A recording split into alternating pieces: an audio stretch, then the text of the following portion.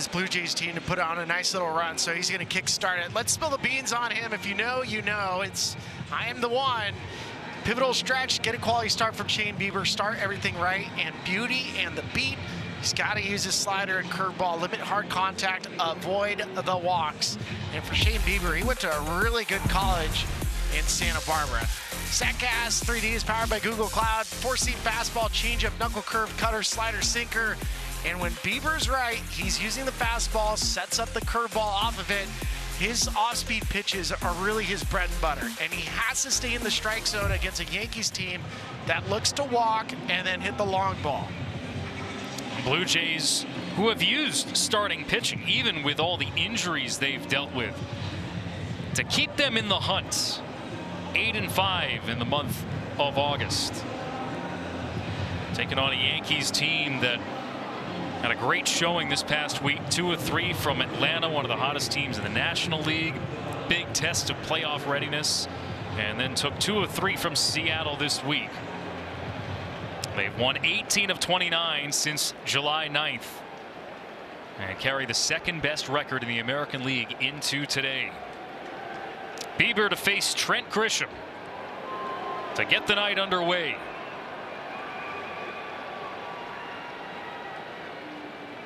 And Bieber from the windup deals on the inner half at 93 to get the night started. Grisham this week has been really swinging the bat well. Hitting .316 over his last 9 games, 9 extra base hits over that span for Grisham. And as we talked about to begin our broadcast, anywhere that they can find slug will be important. This is the 3rd worst scoring team in baseball, the Yankees, since the All-Star break. And just hearing you say that, you're like, what? How is that possible? But it is, because they're not hitting long balls. Their average as a team and on base as a team are the worst in baseball by far since the All-Star break. And since Aaron Judge's injury, dead last in the AL with runners in scoring position.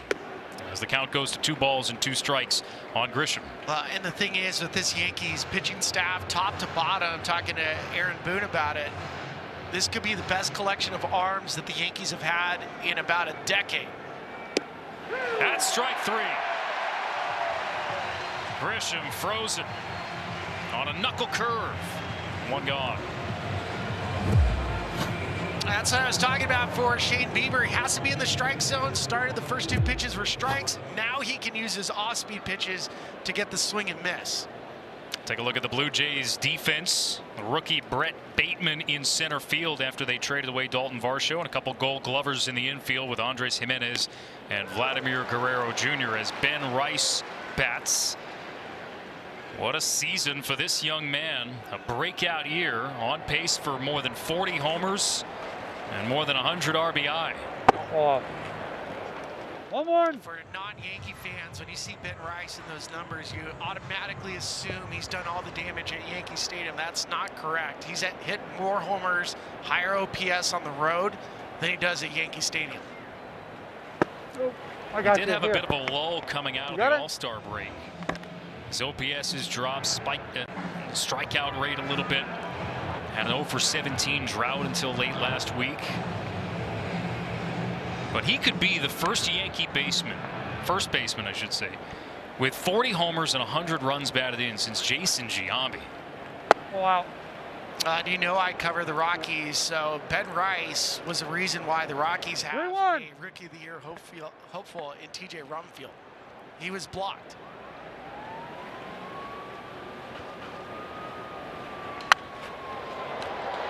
Count runs full on Rice. You're good. You still got one. Shane Bieber, his biggest challenge so far has been control and limiting walks. His breaking pitches have been lit up, and he's been nibbling around the strike zone ever since coming back from an elbow injury that was different from his Tommy John surgery.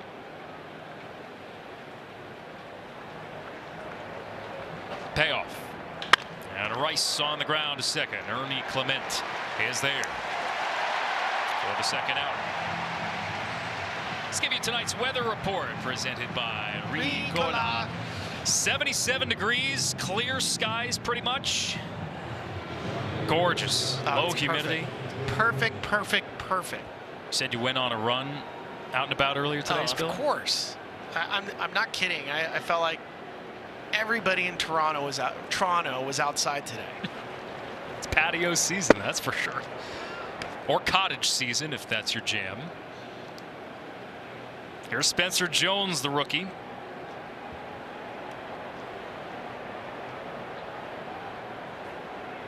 Since his most recent recall, 11 runs batted in over that span. Jones, 25 years of age, from Encinitas, California. Recalled most recently in the wake of Cody Bellinger's hamstring injury. Bellinger, of the three big Yankee sluggers, is the closest to returning as Bieber pulls the string there. Left hamstring strain. Might be back within the next week and a half.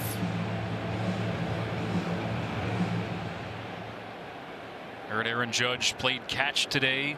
Still at least a month away, maybe towards the end of the regular season. Jones held his swing. Now the count, 3 balls and a strike. You just see the big body from Spencer Jones, and his setup. You've heard comps to Aaron Judge. He also has a little toe tap similar to Shohei Ohtani.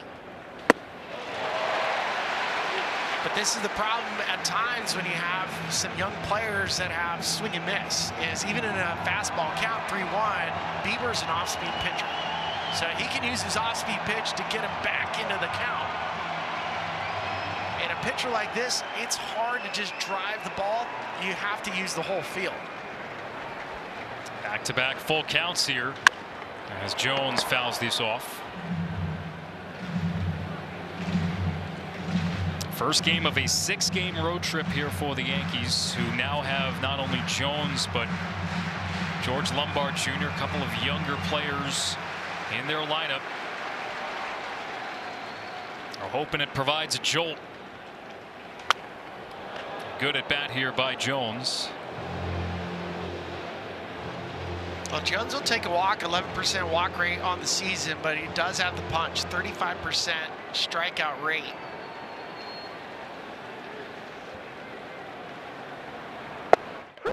Paints the corner with the breaking stuff. And the inning is over. A pair of Ks for Shane Bieber as the Blue Jays come to bat. In Toronto, as you peer inside Rogers Center, and we take a look at Blue Jays lineup presented by BetMGM. Blue Jays featuring Vladimir Guerrero Jr. 343 career average against Garrett Cole, 12 hits in 35 at bats, but he is still without a homer at home this season, remarkably, by this stage of the season. He'll bat third for the Blue Jays, and the rookie Brett Bateman to lead things off against Garrett Cole. You heard Trish's report as we were coming on the air. Just incredible what he continues to do late into his career. I mean, amazing. You look at the last 13 seasons, Garrett Cole has been one of the best pitchers in baseball. He's durable. He's a horse. He's been a #1. Cole's won each of his last 3 decisions coming in. Poked up the middle. Cole dodges it. Lombard fields and throws in time for the outs. Let's spill the beans on Garrett Cole. This is King Cole. His last outing, he recorded his 1,000th strikeout, which was the fastest in Yankees history. Also, will always have the high strikeouts per 9. Punched out a bunch of tickets against the Atlanta Braves. Old dog, new trick, and I'm not making fun of his age, but he has learned to throw this kick changeup, and that has been a huge increase in usage this year. Garrett Cole, who will turn 36 in September, as he faces Nathan Lucas here.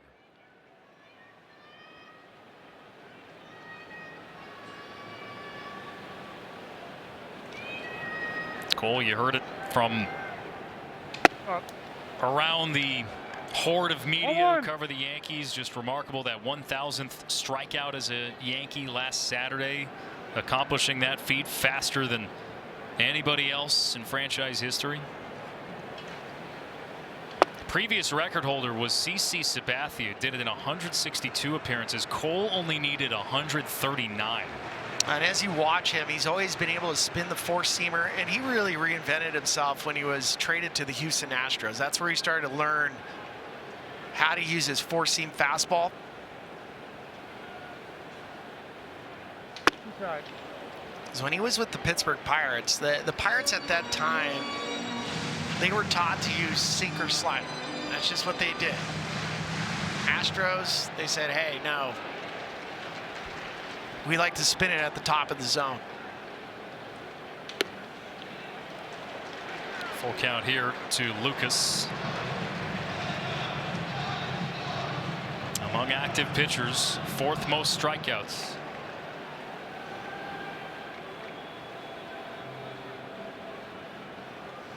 Payoff pitch. Just below the knees for ball 4. 1 out walk for Lucas. StatCast 3D is powered by Google Cloud, and when you think about Garrett Cole, it all starts with the four-seam fastball. Right around 50% of the time, still has great velocity. The slider has always been a wipeout pitch, and there's that changeup. The changeup is new for him. We'll throw the knuckle curve, the occasional sinker, just to show a different look from his four-seam. Here's Vladdy Jr.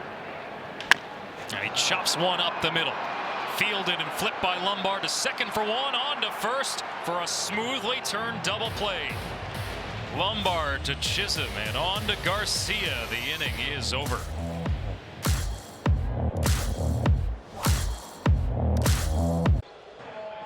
Day Night Baseball on Apple TV. We'll take a deep breath, Yankees fans, because we have started to see the signs of a potential return for Aaron Judge. Aaron Boone told me today that Judge played catch and it went well. I asked about a timeline and he said maybe a month. He said I'd give it a month because he has to get back in baseball shape and into that conditioning mode, guys. Look at those numbers. With Judge, they are obviously a better team. His scans showed enough healing for him to start upper body work in the weight room and running. Of course, we know he hasn't played in a game since May 31st with that fractured rib. And Cashman told MLB Network Radio they need the whole engine firing for Judge on all cylinders. He said, we don't need him to blow a tire elsewhere because of the downtime and the lack of conditioning. So he's got to be properly tuned up so we can get the player we expect when he's ready to go, guys. Yeah, Trisha, I think it's so interesting how the Yankees will try to deal with Judge's return and with Giancarlo Stanton, who has taken some live BP, did some outfield running recently, started the introduction and running the bases, dealing with his calf injury, because right now where the Yankees are at in the standings, they can afford to slow play both to get them back into the lineup. Fly out from Luis Garcia Jr. to lead off the second. They still have their 3 big ones from an offensive perspective out. Carlos Rodon is on his way back. Clark Schmidt as well continues to throw live bullpens. Be interesting to see how the rotation works as well with Rodon coming back. There's going to be a guy pushed to the bullpen. Yep. That'll be a luxury for the Yankees to have in the postseason. That's what makes the Yankees so scary, is if they do get into the postseason and they're starting to get fully healthy, they have a long run in them. Jazz Chisholm Jr. ropes one to left. First hit of the night for the Yankees, and he's aboard with 1 out. It's a really nice piece of hitting from Jazz. It's kind of letting the fastball travel. You want to try to get the baseball deep when you're facing a guy like Bieber because he spins so many pitches. So that's a really good sign for Jazz getting on board.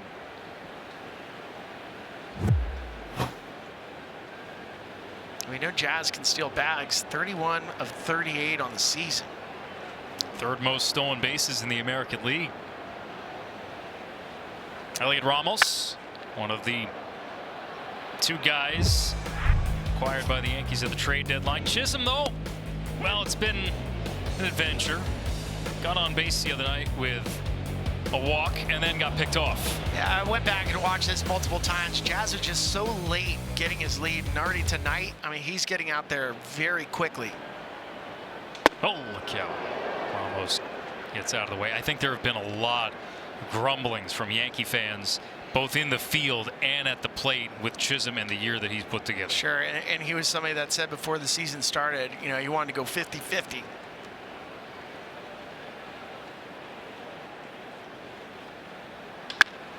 This is smoked up the middle.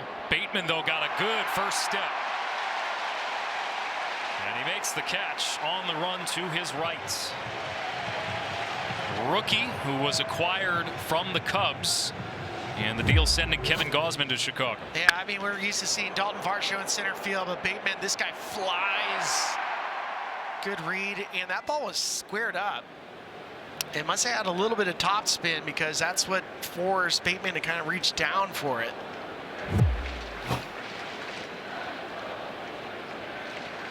I'll bring up Ryan McMahon, Yankee third baseman. I'm out. McMahon I've known for a long time, love him and his family. First day in the big leagues in Miami, got to interview his wife Natalie and his mom Tracy, and Jim McMahon, not the football player, just a wonderful family. His younger brother, football player, basically his hero. And McMahon's made a couple little adjustments at the plate. He's starting to pull the ball a little bit more. I asked him if he backed off the plate. He's always been somebody that stands off the plate. He said, actually, I'm getting closer.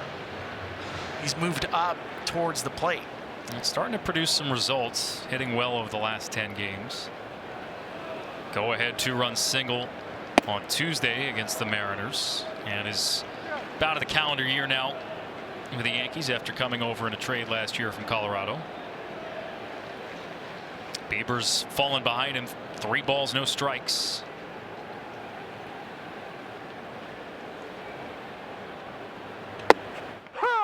There's one on the corner. What he may lack at the plate, he brings defensively. Gold Glove finalist each of the last 5 seasons, McMahon.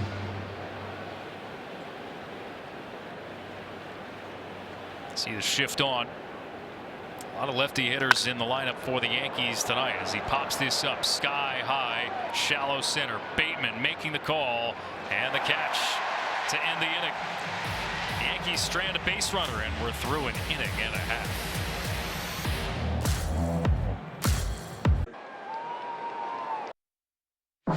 Friday Night Baseball on Apple TV is brought to you by Meineke, doing car care right. Well, one of the things that have frustrated Yankee fans is just the attention to detail. Chas Chisholm, this one didn't know that there was 2 outs. They had it right on the board in Toronto tonight, and you could see Luis Rojas, the third base coach, kind of reminding him, come on. You know, Yankees have had some trouble throwing to the right bases, sliding off the bags. Those are the small details and something that they have to clean up over the next month as they get healthy. I think it's been a big criticism, especially glaring in the postseason, where those details have come back to bite them, whether in the field or on the base paths. Yeah, no question. George Springer at the plate, and we have a challenge here.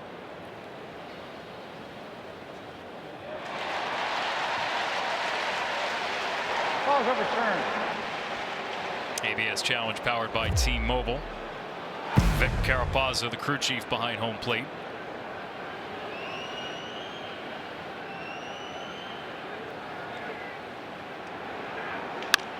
Springer grounds one to short. Lombard is there. Leadoff man retired.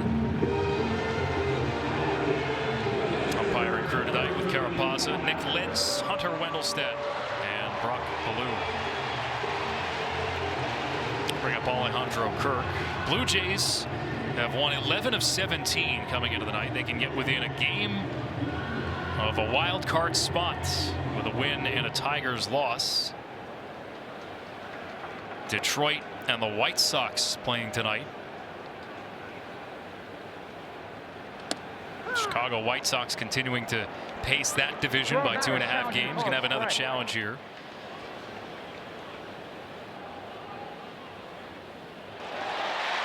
And the Blue Jays are 2 for 2.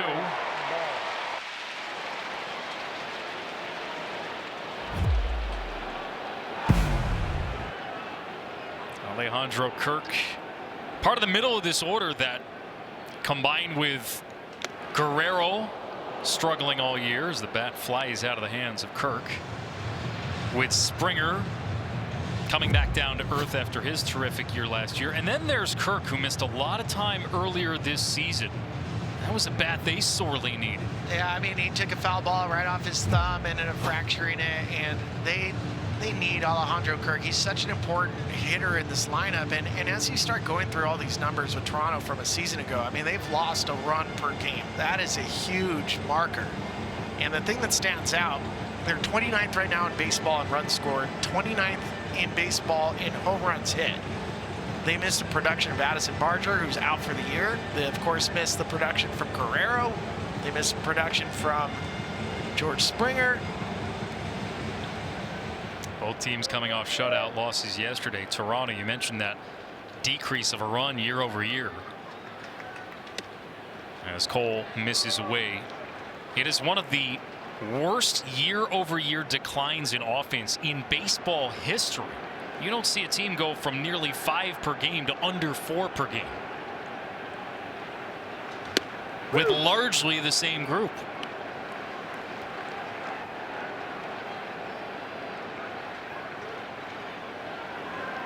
Jays still 5 games under 500, but given where the American League has been this year, still in the mix. And the count runs full here on Kirk. John Schneider, I think, has struggled sometimes to come up with an explanation, and I can't blame him. It is inexplicable in a lot of ways. Kirk draws a walk, although Austin Wells took a look back. Declines not to challenge. Declines the challenge, I should say. You take a look at where this offense was last year. All the ranks near the top of the American League, and it's the exact opposite a year on. Yeah, and if you remember the board that we just showed you with the decrease in runs scored per game, 3 of those teams in that list came off a World Series season. And there is no question such thing as a World Series hangover. I experienced it in 2007. Next year, 2008, high expectations for our team, same roster, could not get back on track.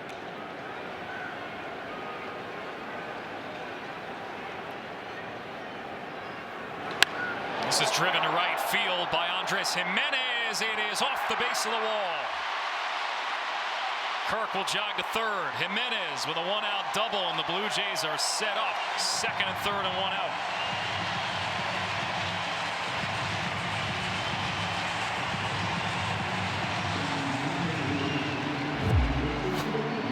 Jimenez has been swinging the bat pretty well of late as well, and this ball just driven to the gap.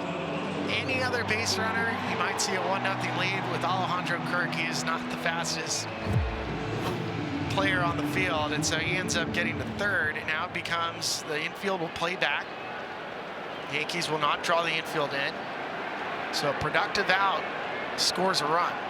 Extends his on-base streak to 11 games, Jimenez, and gives the Jays a chance here with their leading home run hitter and Kazuma Okamoto. 24 homers on the year. 1 more will set a new Blue Jays rookie franchise record. Well, Okamoto has struggled second half, and it's kind of the wall most guys hit in their first year in the big leagues. No homers his last 13, Spilly. Came out of the All-Star break in an 0-for-24 slump, but he and Munetaka Murakami have already surpassed Shohei Ohtani for the most homers by a Japanese rookie.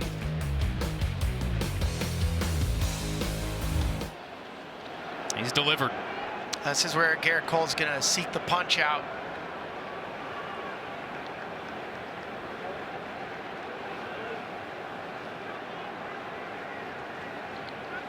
Oh, 2.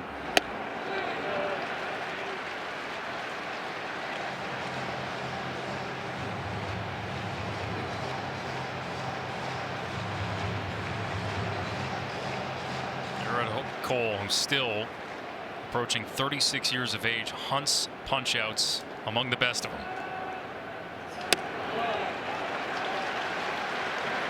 He's allowed 3 runs or fewer in 11 of his 14 starts this year. And has been on the winning end of each of his last 3 decisions. Decision time here, 2 balls and 2 strikes to Okamoto. Swing and a foul tip into the mitts of Austin Wells. First K of the night for Cole.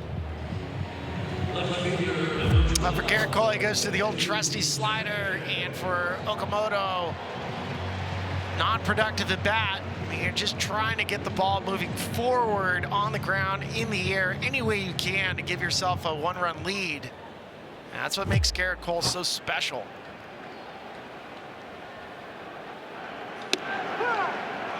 Jesus Sanchez now.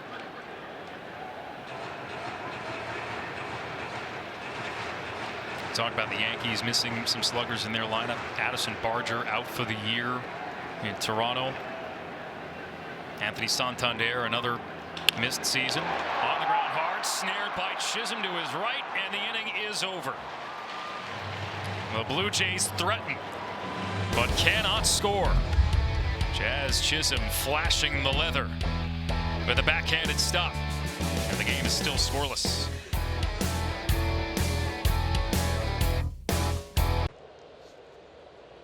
Apple TV is presented by Goodyear.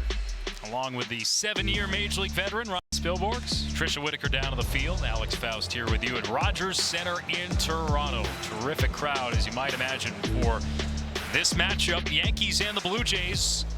No score as we head to the 3rd. Shane Bieber's only allowed 1 base runner so far. He'll face 8, 9, and 1. Wells, Lombard, and Grisham.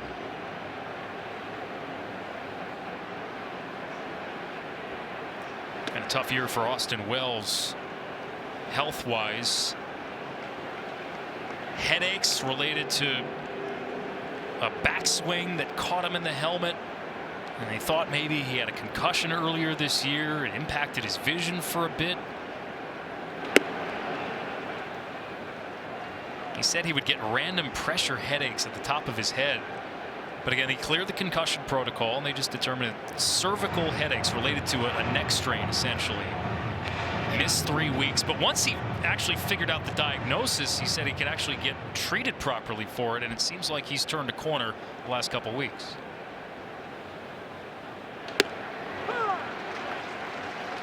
Well, they'd love to get his back going. I mean, he's somebody that can impact the baseball, can hit for power. You know, his receiving skills are above average. You know, he's done his job with his pitching staff. This pitching staff, top 3 staff. I mean, we can make arguments. You can say they're number 1. It doesn't matter.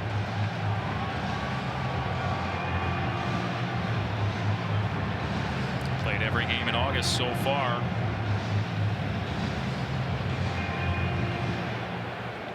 '21 homers a year ago.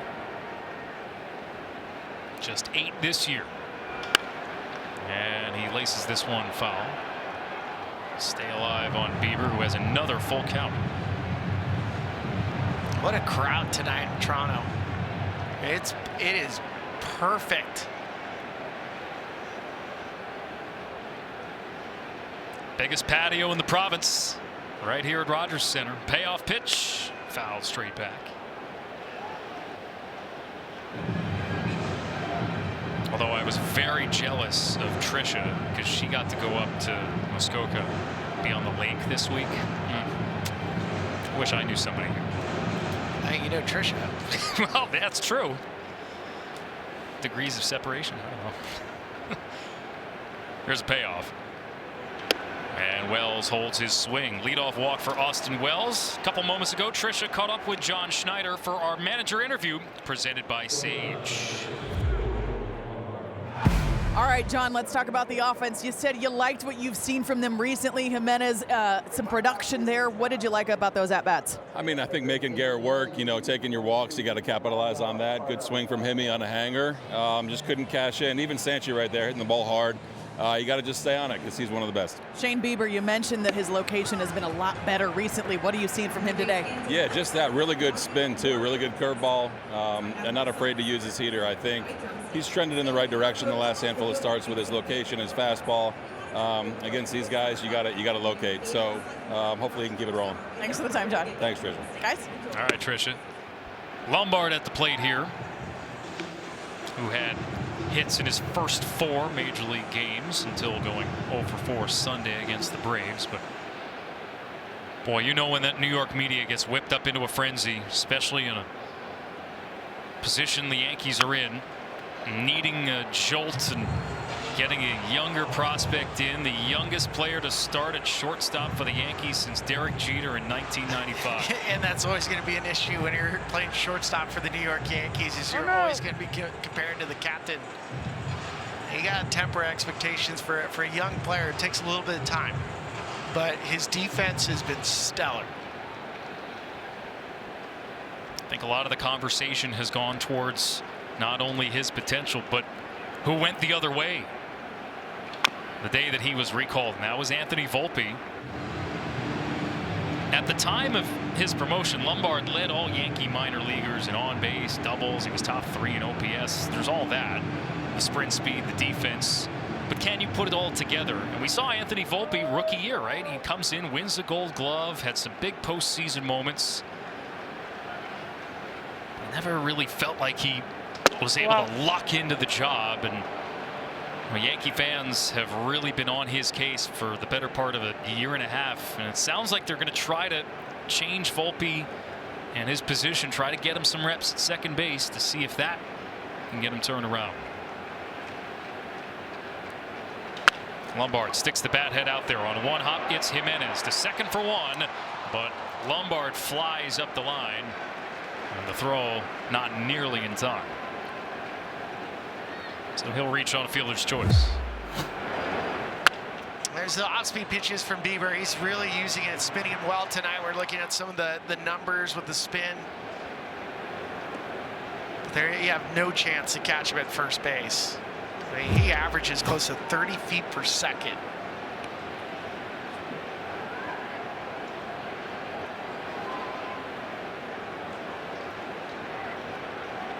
He's moved up in the lineup a bit since his debut. Batted 6th on Monday. Back down the 9-hole here tonight.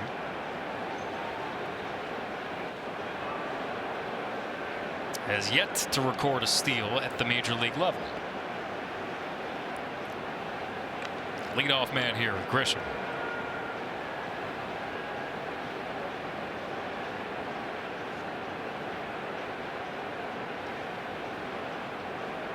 Lombard dancing off first, and Grisham rips it to right. Lombard going first to throw. He's going to hold up, and he's in trouble. And he's going to be in a rundown. He evades the tag, but was out of the baseline. And they're going to call him out. He was full tilt going around second base. Threw on the brakes, but by that time it was too late. Just a heady play from Nathan Lucas in right field. This ball's hit way too hard, and you get it. Also, it's the court awareness from Jimenez, where he understands, don't stay set up. If you can get it, go to the bag. And not only that, I mean, this is good team defense because it's Shane Bieber that ends up recording the out. Well, actually, since he was out of the base path, but Bieber was there for it.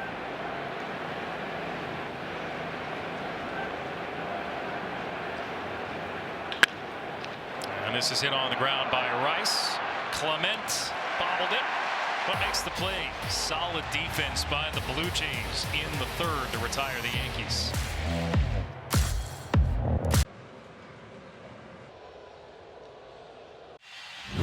Now the Blue Jays, they took advantage of a young player, George Lombard Jr. He's got great wheels, but also the awareness of Nathan Lucas, Andres Jimenez.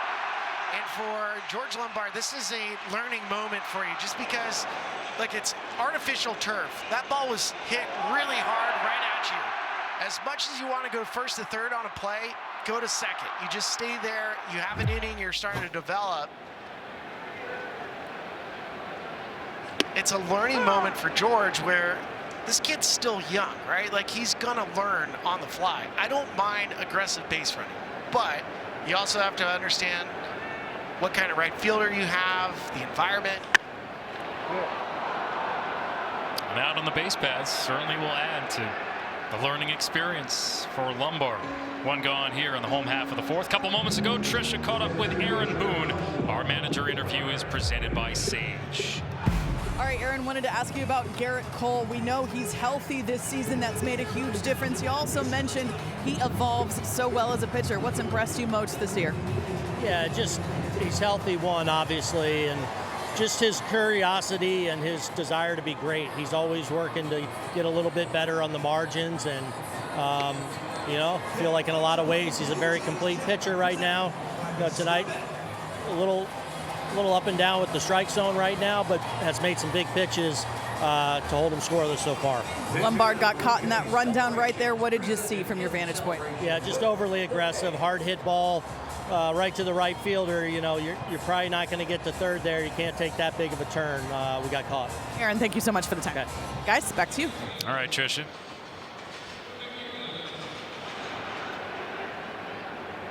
Quickly 0-2 here on the Blue Jays leadoff man, Brett Bateman. I think there's an understanding that Lombard will have to learn. You throw him into this environment. The Yankees have already determined that they're a better team with him up here than what they had before.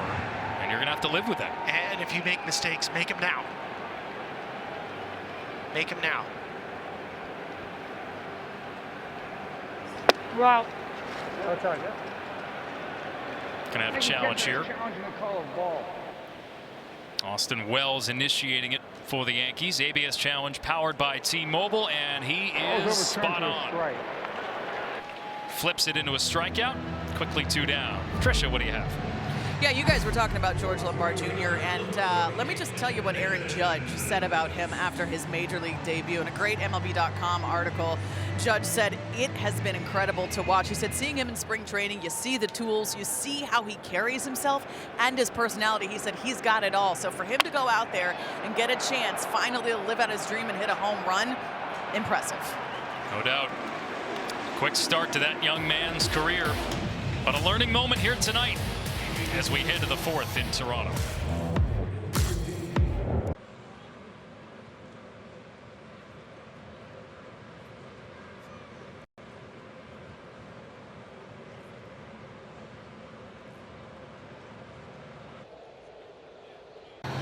Welcome you back to Toronto. Tonight's odds courtesy of BetMGM. Odds to win the AL Cy Young. Cam Schlittler of the New York Yankees pacing the field. Dylan Cease not far behind the year he's put together, but we're chatting with Cam downstairs. Thanks for putting on the headset and joining us here. Yeah, thanks guys for having me. I think for you, as I've watched you evolve, I mean, the thing that stands out is using 3 different fastballs. How long have you been doing that for? Yeah, again, I mean, always had the 4-seam, added the 2-seam last year when I got called up to the big leagues, and had the cutter there, but again, it took me a while to kind of figure out what I want to do with that pitch. Definitely had that head into the playoffs, and then kind of just after that, the success I saw, that's a nice hit there. Just being able to, you know, take that into the offseason and incorporate, you know, both fastballs. That's going to be a leadoff double there for Spencer Jones. That was nice from Spencer Jones. Yeah, he's a great player. Well, we're going to show the replay. It's smart for him. He keeps his eyes up, and then he runs way better than most people think for something that's 6'7". He's basically eye level with you, Cam. Oh, yeah. Not many guys are. He's toolsy. He's toolsy. Stood next to you downstairs. You've had some incredible performances early in your career. You know, last year in the wild card against the Red Sox, and then this year when you got to go back to Fenway Park. I know you're a proud Northeastern Husky, just like me. The Massachusetts thing it's a real thing when you get to go back home. It's probably tough to pitch in that environment. How did you handle that, not only last year but this season? Yeah, again, it's a great feeling to go back home. Obviously going to Northeastern, you know, very proud to be a Husky, and they support me a lot. So again, it's a great feeling. And again, I mean, growing up, you know, Boston, Fenway, I mean, it's a great stadium, great environment, and it feels comfortable to go in there and throw, and it's always good to have, you know, friends and family there. Luis Garcia Jr. here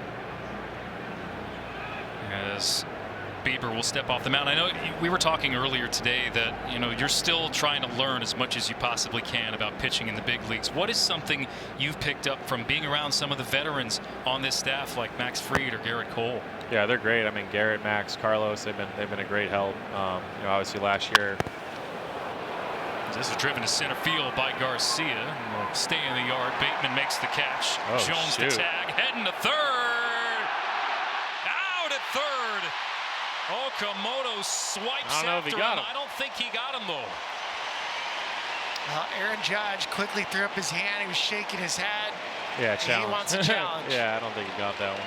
You had a That better was a great vantage throw, point though. than we did. That was a great throw. New York is challenging the out call at third base. All right, so you can't see the replay, and Okamoto just missed the tag of Spencer Jones, so this should be overturned. But you're right. Brett Bateman in center field got behind it, made a really strong throw. Yeah, not even close. I didn't know he had an arm like that. That was a great throw. Replay review powered by Zoom, and Spencer Jones will be at third base. Aaron Boone right away had his hands up.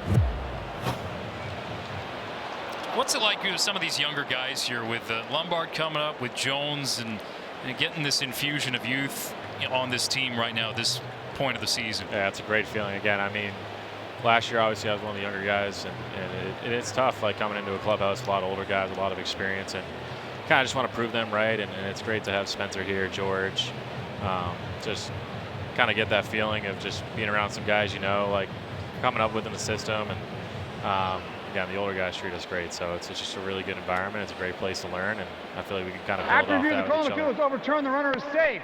New York will retain. There you go. Hey, Cam, when you have a long video replay and you're on the mound, what does your mind go through to make sure you stay in rhythm? Yeah, I think the biggest thing is just obviously trying to throw a pitch or two. Depending on who's challenging, I think it's getting I didn't really look at what he just did, but got to try and get a throw or two in and lock in. Obviously, one out guy on third, you want to make sure he throws a strike here to Jazz. So I think a pitch or two, on the mound while that's going on is definitely going to help you. And field brought in here for Chisholm, who pops this foul. How much do the tools now available at the minor league level help you now at the major league level, with all the video that's down there and with a challenge system that's available? Yeah, for sure. Again, we had no equipment, nothing like that in Northeastern. So getting to the minor league system, I mean, again, it's a whirlwind, and the Yankees are so good at what they do, and there's a lot of tools there to help you. So, I saw the challenge system a little bit in low A, a little bit in 25 in Triple A. I didn't really do it much, but again, I think it helps a lot. So, batter's got a great eye. I challenged once here, actually. It did not go well, so I think I'm done for the year. But again, I think it's a good input for the game right now. Was that self-imposed, or was that's a nice snag at first base? How about that? That was a great snag. Yeah, I mean, again, I think I went 7 innings, but I was walking guys, and I think I was just begging for a strike there. I just put my hand on my head, and definitely regretted it right after. All right, here comes a big moment in this game, trying to get the first run across. Ball and 2 strikes to Chisholm. He'll take low and in. I'm always curious, Cam. I never played for the Yankees. What is the weight of throwing that jersey on? What does it feel like to be successful? What does it feel like to know that you're part of such a historic franchise? Yeah, it's crazy. Again, obviously, I grew up, hating them. What came to my career is, exactly where I want to be. And yeah, man, the fans they're prideful, and it takes a lot to be a part of this organization. And it's special. So being able to walk into that clubhouse every day, I'm blessed by God to be a part of that. And really, there's no better feeling than being a Yankee. And obviously, we haven't won a championship in a while, and that's obviously the main goal, to bring one back to New York and again, represent this great organization and city as well. Be a payoff pitch on the way here to Chisholm. And he flies one to shallow center field. I don't think that's going to do it. Bateman is jogging in. And not only was the stop sign given at third base, there would have been no chance because Luis Rojas was in the middle of the baseline. Would have had to bowl him over. Cam, your family, obviously, Massachusetts, and you mentioned, wearing the pinstripes, and your dad still chief of police in Needham, Mass. He helped with a lot of the ticket requests I heard when you were pitching up in Boston earlier. So what's that dynamic like with the family and with family friends? It's great. I mean, again, my family has always supported me, and they're definitely the reason I'm where I'm at right now. So, again, they're big Yankees fans. They love it. They lock in when we got games every night, and that's something they love to be a part of. So, I kind of just give, I tell the ticket guy, kind of just handle with my dad. He usually hands them out to the friends and family, and again, they have a great time, going there and enjoy it with everyone. It's always good to see them after. So, friends still trying to work on them, but they support me, and they really do. And they love. Ramos, fly ball, deep right center. It'll be tracked down by Bateman. What an inning for him in the outfield. We thank Cam Schlittler down in the Yankee dugout. Thanks so much for joining us. I appreciate you guys. Thank you. Go NU. Yes, sir.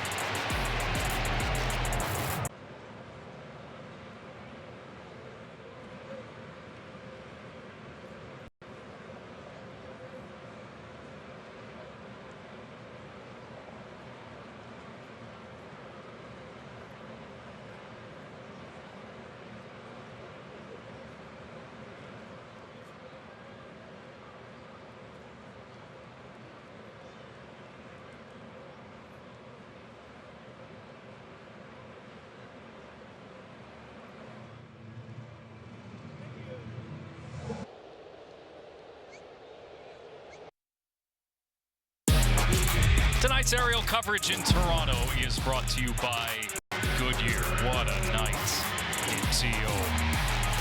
Scoreless game, Yankees and Blue Jays. Great crowd on hand, filled to the brim here at Rogers Center. Guerrero, Springer, and Kirk, heart of the order, due up here for Toronto as Garrett Cole gets back to work.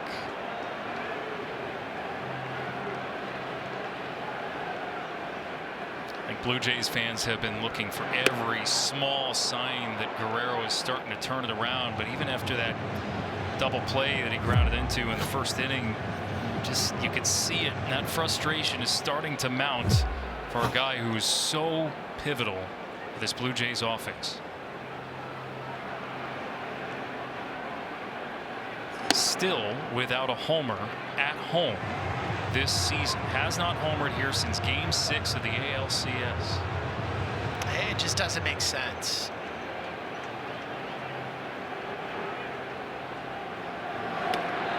And when he does hit one here, this crowd will celebrate it like it was the greatest home run ever hit.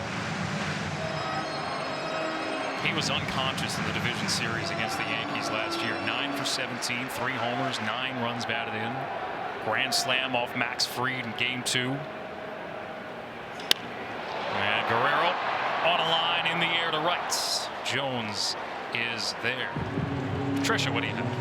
Yeah, guys, we know that Vladimir Guerrero Jr. has not looked like himself. He's got 18 home games, I believe, remaining to avoid going an entire season without a home run at his own ballpark. John Schneider told us before the game, listen, Vlad has started taking some swings that look like Vlad again.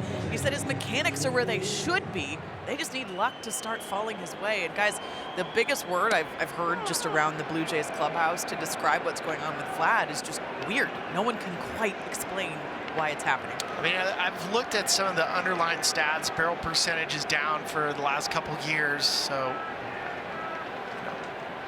overall bat speed is there for him.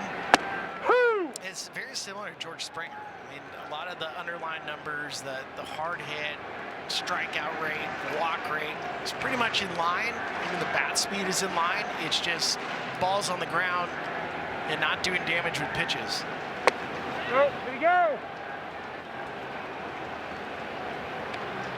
I mean, you would assume at some point, Guerrero would have hit a hanging slider for a homer, or he would have blasted a fastball into the right center gap over the fence.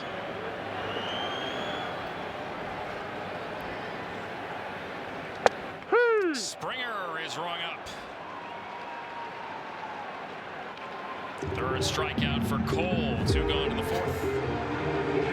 And now Garrett Cole's starting to roll that fastball. He dots. I mean, when you can throw a fastball at 97 miles an hour, just paint it on the outside black, nothing a hitter can do. And we knew coming into this series with the Yankees and the Blue Jays, it was going to be about execution.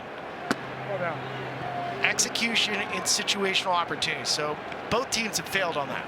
We have seen runners at third. Both teams have had a chance with less than 2 outs, and both have failed.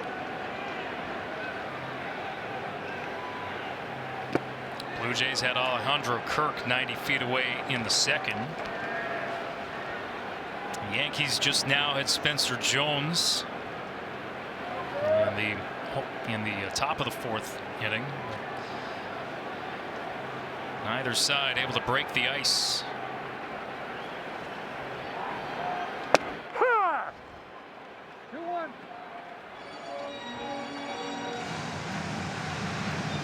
This was not going to be a slugfest series between these two pitching staffs. The staffs are too good. Oh.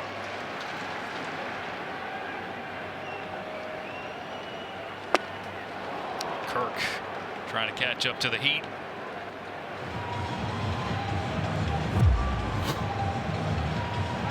Seven up at the top.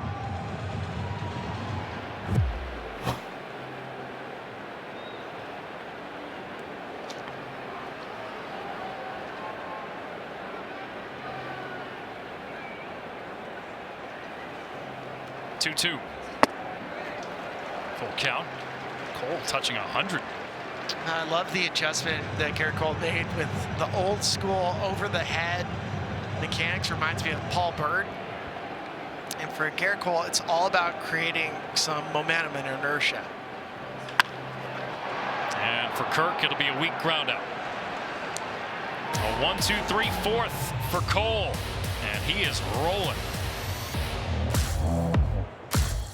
7% first pitch strikes. You see it. There's 10 of them for the 4-seam, one with the changeup, and that really sets up the off-speed pitches. He's had a couple outings. His last 3 outings, he's had at least 2 walks or more, including an outing where he had 6 walks, all in the 1st inning. So that is a good sign for Bieber that he's in the strike zone early. His walks have been a huge issue. Didn't last more than an inning. It was only 2/3 of an inning. He had a start not too long ago against Washington. Had to be yanked. And he got it out 5 2/3 his last time out against Philadelphia. Line maybe not as bad as he looked on paper, but still 5 earned on 6 hits, issued 3 walks.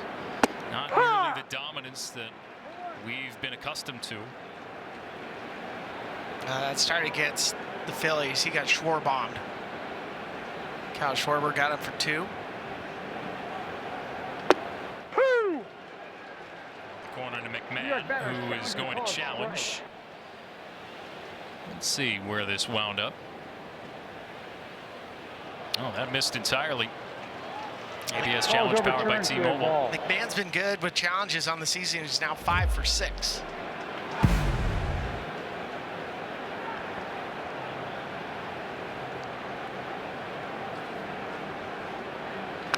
Oh, that was right off of Kirk.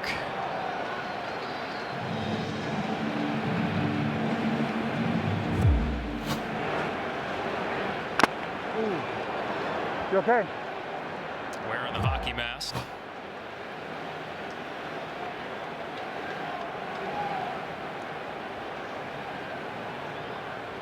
Two and 2 to McMahon. That's strike 3. 1 gone here in the 5th. Let's head back to the studio. Sierra Santos with an update. What do you have? Hey guys, at PNC Park for the Red Sox and Pirates. Brandon Lau with a few on. He goes deep for a 3-run blast. It is 7-2 Buccos. Spilly, Alex, let's get it back to you guys. All right, Sierra, Blue Jays just took 3 of 4 from the Red Sox to slow down their red-hot pace after they, 27 out of 30? It's incredible that they're in this position to begin with, given where they were earlier this season. 5 to the good on the Tigers, who sit in the last wild card spot. White Sox are up 8-3 on the Tigers in the 6th inning. Rangers were just bumped out of that last playoff spot. Twins continue to hang around. Their offense seems to be clicking even without Byron Buxton. They added some pitching at the deadline.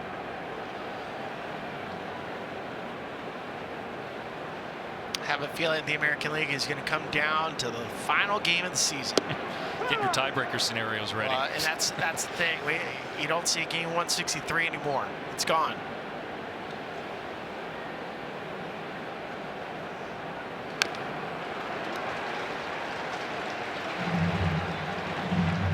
Lombard at the plate here for his second at bat. Bieber wants a new baseball. The Yankees have the fortune of their stellar rotation that's really helped carry them into this position where they have some cushion in the wild card. As Lombard strikes out, the Blue Jays are hoping that their pitching staff will do much of the same. We head to the bottom of the 5th, still scoreless.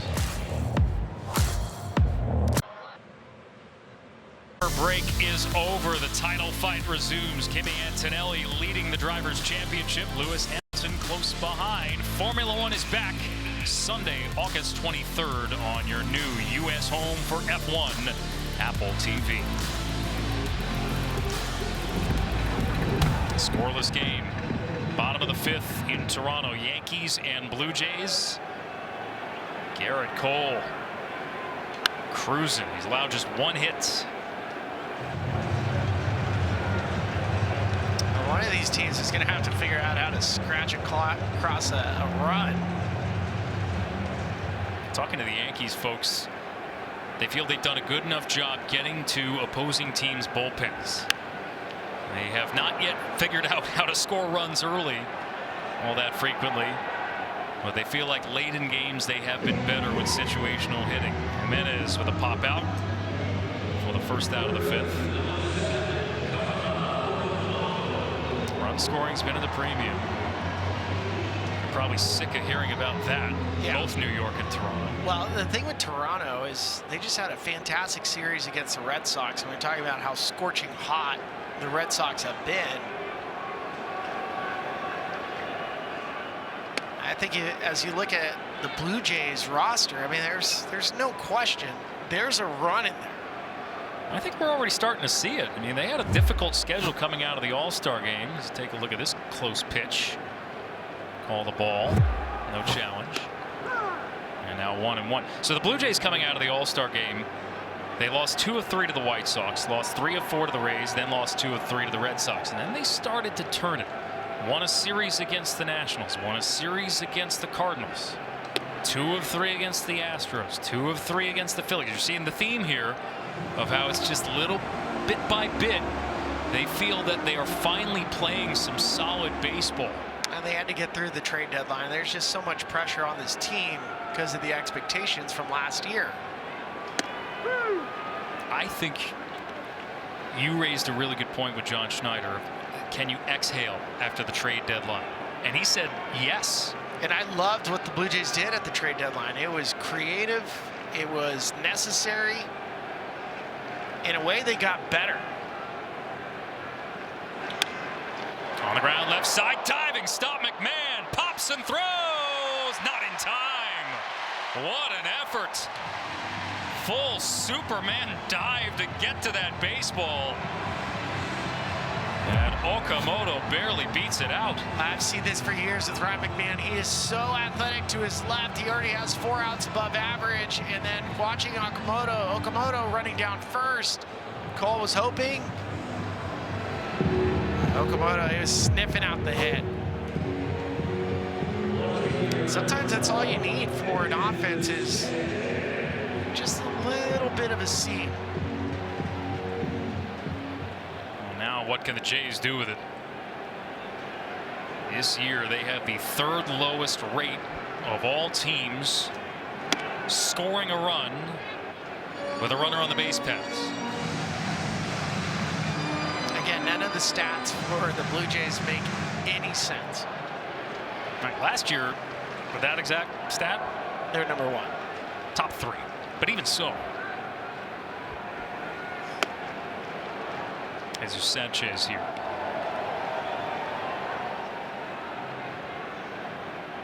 They have the 3rd lowest rate of extra bases taken with ball in play. That was a strength of theirs last year.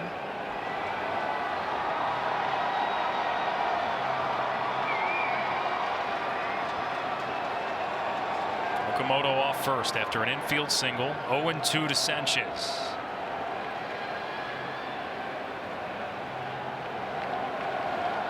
Here it comes. He's able to foul it off.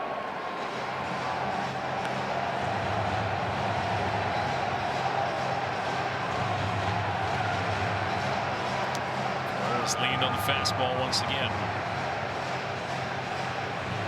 Pretty good pitch count. This will be number 60 of the night. Got him. Elevated and got the punch out. That 4th punch out for Cole. He goes elevated fastball. Just has the ability to use his fastball in all the quadrants. I mean, that's the thing that stands out about Garrett Cole. It's not just that he has high-end velocity, he has the ability to locate it. Bring up Clement. Tricia. Yeah, guys, you were talking about the Blue Jays at the deadline, and John Schneider even told us before the game, he said, yeah, it turned a little bit after the deadline. He said, we've been playing better in all phases and defensively. And I asked him what the biggest difference has been for the offense. He said, we're just getting more hits with runners in scoring position. So perhaps that turn is going to continue happening for the Blue Jays, guys. This will be backhanded by Garcia to end the inning. A ground out for Clement, and another base runner stranded. 5 in the books in Toronto, still deadlocked. 32 bites, 1 champion. Complete the Ballpark Bites bracket for a chance to try these items at a stadium of your choice. Vote at MLB.com/bracket. And a reminder, from official jerseys and memorabilia to hats and hoodies, MLBshop.com has you covered. MLBshop.com, your source for your favorite team gear. Alex Faust, Ryan Spilborghs, Tricia Whitaker here with you on a picture-perfect night at Rogers Center in Toronto. To the 6th we go. 0s on the board. 3 hits for the Yankees, 2 for the Blue Jays. And the first of a 3-game set. Top of the order here for the Yankees, and Grisham. This is a part of a stretch for both teams, playing a lot of games in the division. First of 6 games in a 10-day span between these 2 teams, and it's lifted to right field by Grisham. To the track, to the wall, it is gone! Trent Grisham goes yard and breaks the deadlock in the 6th.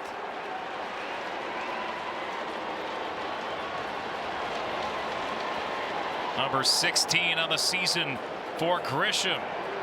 1-0 New York. Well, Trent has been swinging the bat really well, and for him as the leadoff, he got him up top. 16th home run of the season, and he got a little fastball, spins it right around.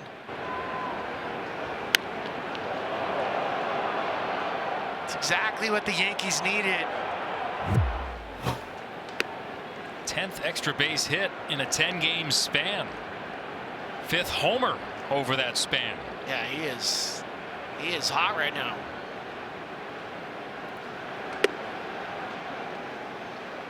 That's a Yankees 170th home run on the year. Second only to the Washington Nationals. They had the best home run differential in baseball. Yeah, by 48 and 49 now. Rice with a towering fly ball. Bateman underneath this, and he will make the catch.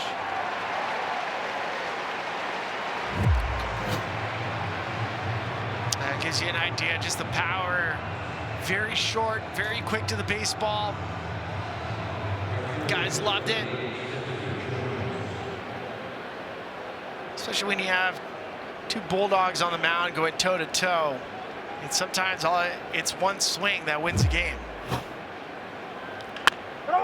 Ground ball, first base side. Guerrero takes a step back and flips to the covering Bieber for the second out.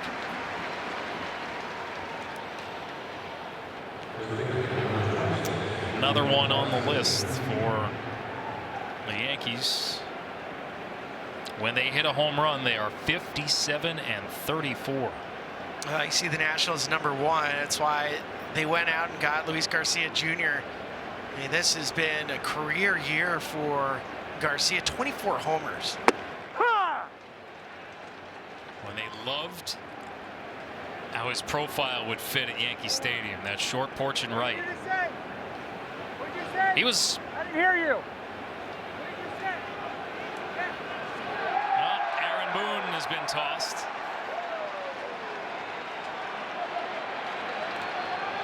And now he'll get his money's worth.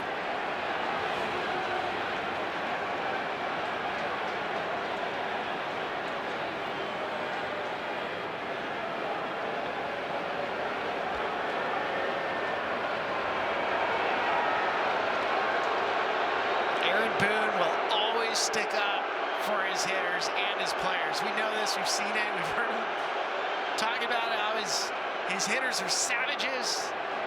And I will point out, with the challenge system, especially since the Yankees have one, this is where the umpires are saying, if you have a problem with the strike zone, challenge it.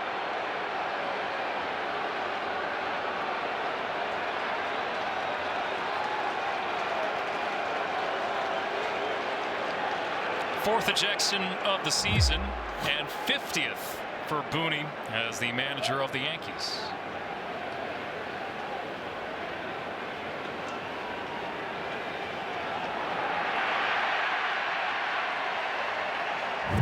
I'm sure they're rolling already at John Boy Media.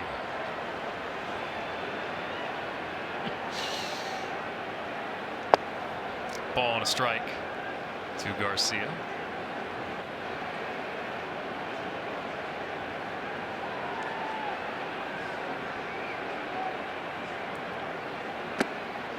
Now 2-1. Brad Osmus, bench coach, will take things over the Yankee dugout.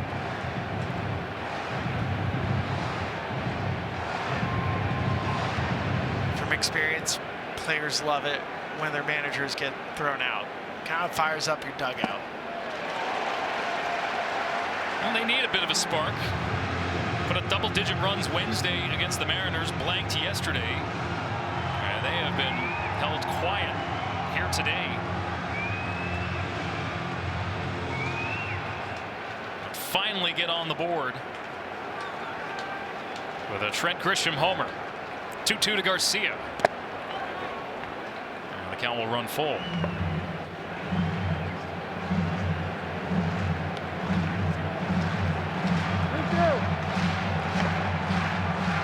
Yankees still have both of their challenges, as shown by the 2 dots underneath their logo. Same for Toronto. And now you understand from an umpire's perspective, if you're in a chirp and you have challenges, that's what the challengers are for. Garcia down on strikes. And the inning is over, but Trent Grisham breaks the ice in Toronto. A long ball to right. And it's 1-0 Yankees.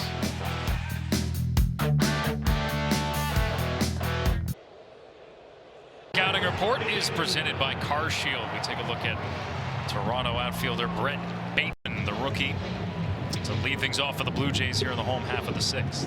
This guy fits the profile for the Toronto Blue Jays, and it was an interesting week for him when he got traded. Of course, we heard stories about Kevin Gausman and being in tears on the team plane when he was told that he was getting traded. For Bateman, he was on a bus. He was on a 7-hour bus going to his next game with the Iowa Cubs. And when he was told, he had to immediately go and head to Buffalo. Pokes this one right side and through for a leadoff hit in the 6th. So as Bateman got to Buffalo, he had none of his stuff because all of his stuff went with the Cubs team. So his first game in Buffalo, had to borrow a pair of cleats from his teammate. And then, of course, a couple days later, he's called up to the big leagues. And you think about traveling. It's a nice play from Jazz, just trying to extend. But this is what you want if you're the Blue Jays. Get that leadoff base runner on. You imagine the whirlwind that this kid has gone through. Being with the Cubs, minor leagues, now to the big leagues. And yes, he has his own cleats now. I would hope so. Trisha? Guys, you may not know much about Bateman. He made his debut in August. We've talked about that. He made a strong impression. He's got elite speed, but he's also got elite emergency response skills. Listen to this story. In his dorm room in college, a girl he had never met who lived down the hall suffered a blood clot. She collapsed. Bateman happened to be in the study room nearby. Through the doors, he saw her on the ground, tried to wake her up. She wasn't responding. He called 911. He had others in the hallway keep her still and safe until the medics arrived. She had to be revived twice at the hospital. She went into cardiac arrest, but she made it and survived because of Bateman, guys. Crazy story. Incredible.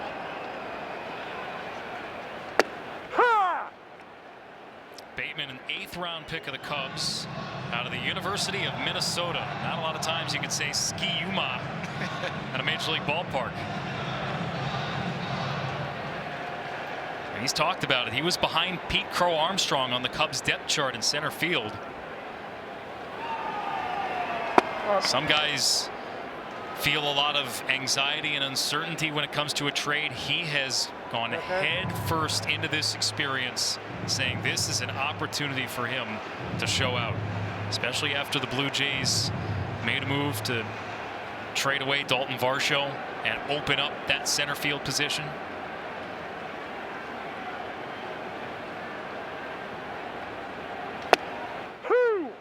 For his first big league stolen base as he dances off the bag, and Nathan Lucas is behind the ball in 2 strikes.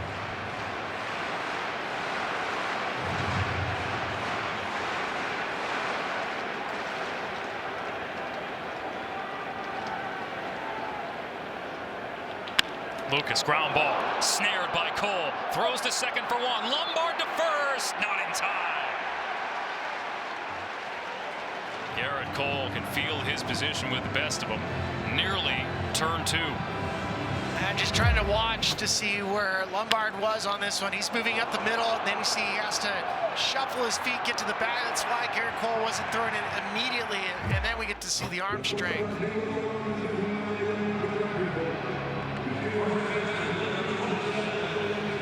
Just that little double clutch allows Lucas to reach.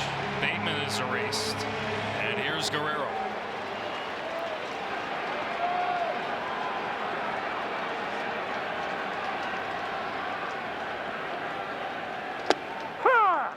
Guerrero lays off, but it's strike 1.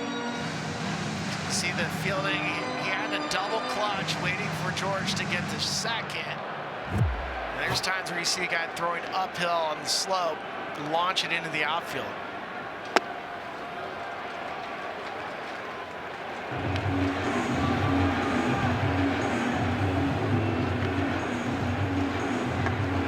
What can Guerrero do here with a runner at first? Hits in 6 straight games coming in.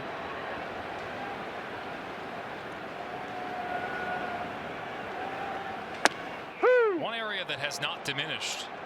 Still gets on base, leading the team in on base percentage. That pitch could have been challenged.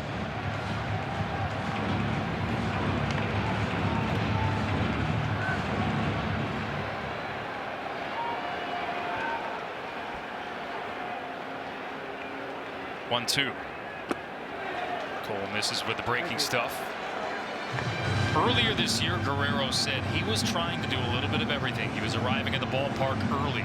He was hitting in the cage ahead of batting practice, staying late, hitting some more after BP just to try to find something.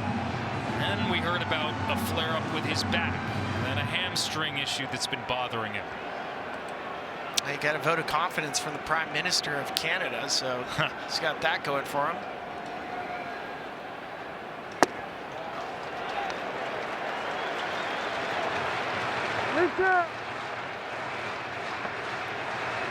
It's got to be incredible pressure. You get an entire country riding on your shoulders.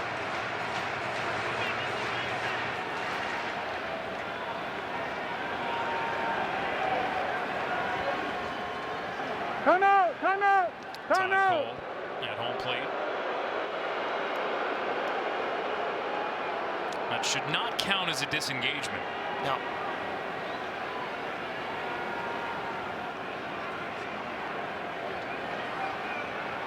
$14 years, $500 million for Vladimir Guerrero Jr. Austin Wells just wants clarification here from Vic Carapazza on what exactly transpired. As does Garrett Cole. I just love Garrett's demeanor. It is to have a guy on the mound that is in full compete mode.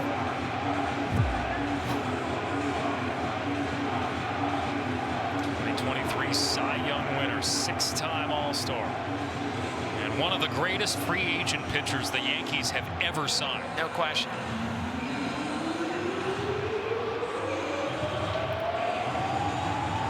He still wants an explanation. He's going to call Nick Lentz over from first base.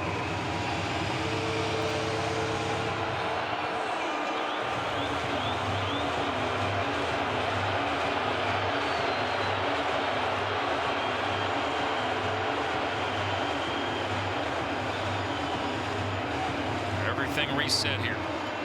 Full count to Vladimir Guerrero Jr. 0 for 2 on the night. Brad Ausmus with a quick trip out to the field. We're going to have an announcement here.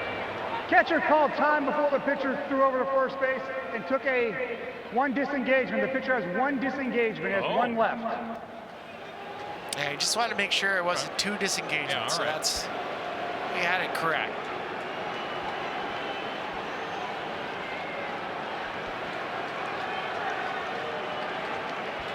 All right, here we go. Lucas off first.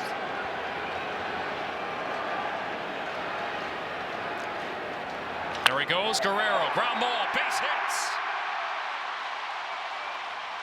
Lucas got a head start, but with that ball right in front of Elliot Ramos, deciding to take no risks. And the Jays are threatening here in the 6th. Base runner going, nothing George could do it short. See Ramos trying to back pick. Almost got away from Jazz, so fastball and a challenge count, 3-2. You know Garrett Cole's not going to walk anybody.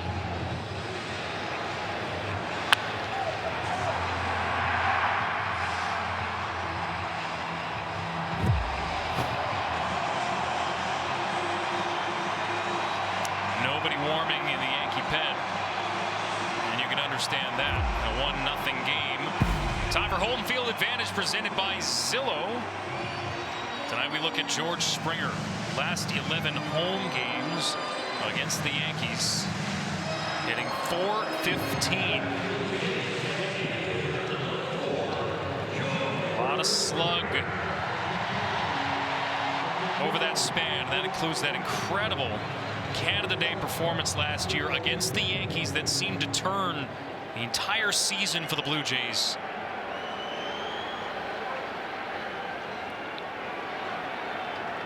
From July 1st onward, from that Canada Day onward, he had the best OPS in baseball. Now this is where Garrett Cole, he digs down, he has an extra gear.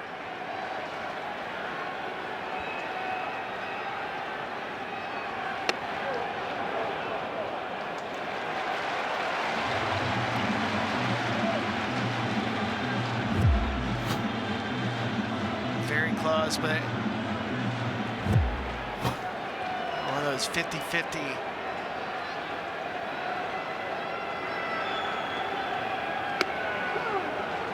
Strike at 97 on the inner half. Springer, remember, early this year, fouled the ball off his left big toe. Small fracture, came back after 15 days. And right after that, fouled it off the same toe again, and he just hasn't been himself all year. They've given him a few more days off lately. Came off the bench a couple times this month. The extra base hits have not been there for Springer. 5 for his last 29. 0 extra base hits over that span. 3-1. And Springer grounds it left side. McMahon charges, steps in the bag, throws across, and it's off the glove of Garcia looking for the pick. He'll throw it to third. Nobody covering, and the ball gets away. Guerrero pops to his feet, and he will score. But what's the call here with Lombard engaged in a collision with Guerrero? The tying run has come across for Toronto. And Guerrero a little bit shaken up after that collision.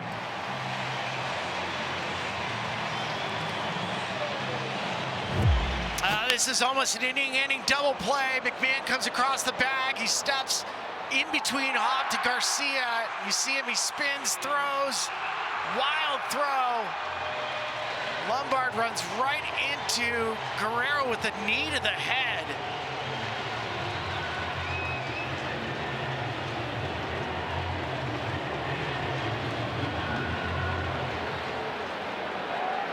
What chaos. That was chaotic.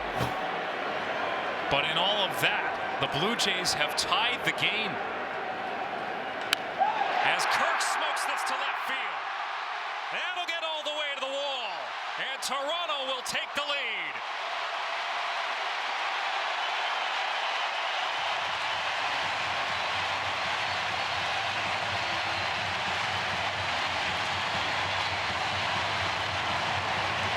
What a sequence of events. This very easily could still be a 1-0 game. Possible inning double play. Doesn't go the Yankees' way. And then Alejandro Kirk, an off-speed pitch up. Springer comes around to score.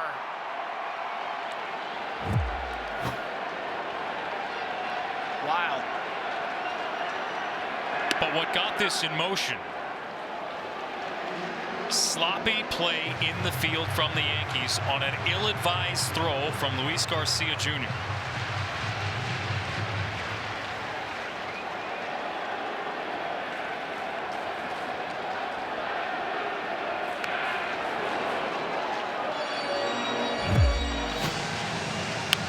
There it is again. McMahon steps, throws. He probably had a little bit more time. And then the throw from Garcia. And that's the one where you have to eat it.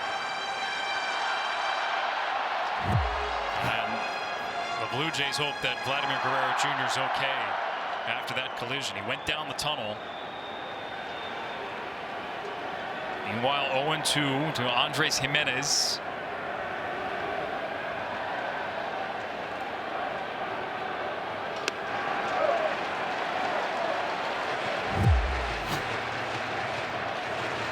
That collision, there's the knee. I mean, that's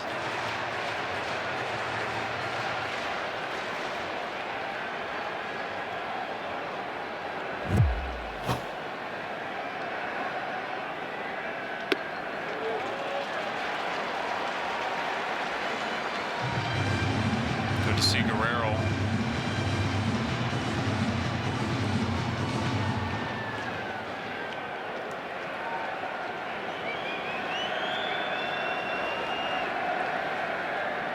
Two and two. Jimenez fouls it back right in the direction of Kazuma Okamoto, the on-deck circle.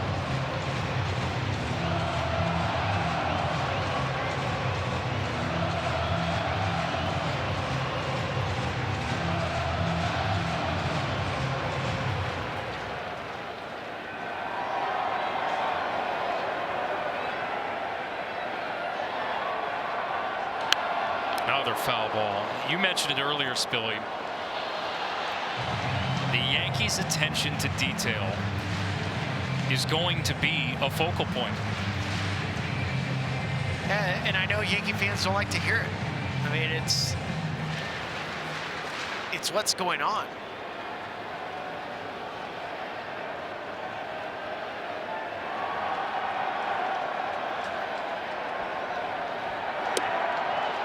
Jimenez strikes out, and Garrett Cole walks off the mound in frustration. A 1-0 lead is gone.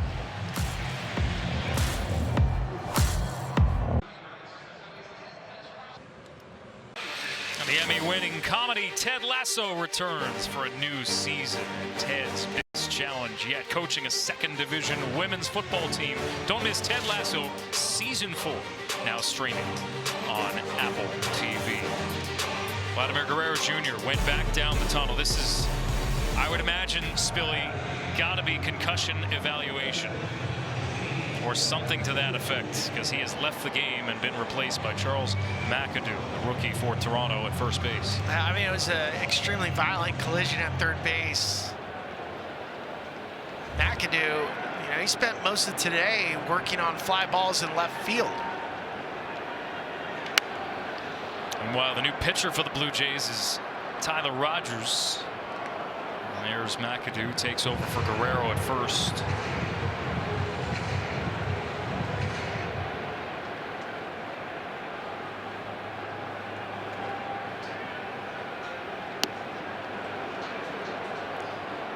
Rogers has the lowest release point in baseball. Submariner, durable. Best ground ball rate.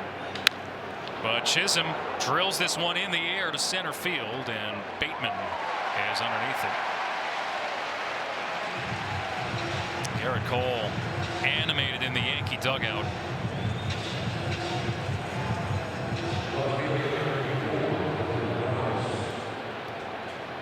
Started innocently enough with the Bateman single to left.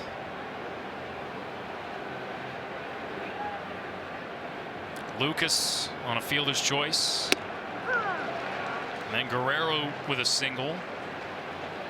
Looked like, at the very least, they'd be able to hold the Blue Jays, with McMahon getting the lead runner at third on a force. The throw from Luis Garcia back across the diamond created havoc on the base paths and extended the inning.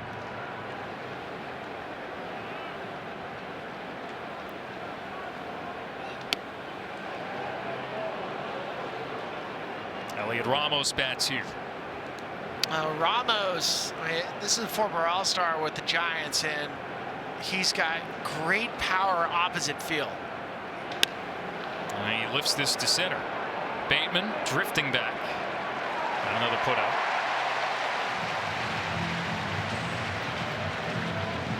Now Cole, I'm curious how the Yankees want to approach the rest of his outing, because he's going to face the bottom third of the Blue Jays order. Just based on his body language and the way he's walking around, especially in his spot, I mean, it feels like his night is done. Sixth time in 7 starts that Cole has gone at least 6 innings. Both starters, quality starts tonight. Yeah. This is stroked to left field on one hop by McMahon. A low liner to put him aboard with 2 outs. We knew it was going to be a pretty stellar pitching matchup tonight between Bieber and Cole, and it delivered. And now it's on to the Blue Jays bullpen. We'll see if the Yankees use theirs. This McMahon just trying to, you got to make sure you keep your spine angle the same way. Whenever you watch a submariner, one of the things you naturally do as a hitter is you dip your head, try to pick up the baseball. You want to stand tall, and in the case of Rogers, he likes to throw his fastball at the top. Gets a lot of fly ball outs.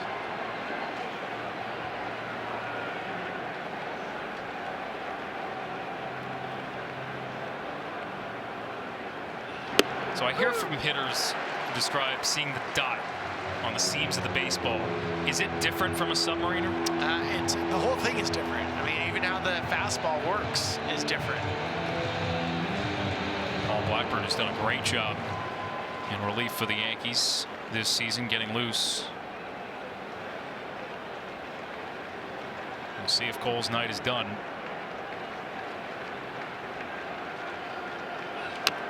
As Wells stays alive.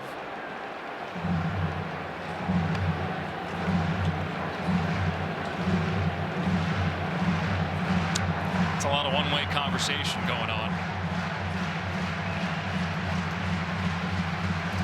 Yankees were so close to getting out of that inning without any damage done.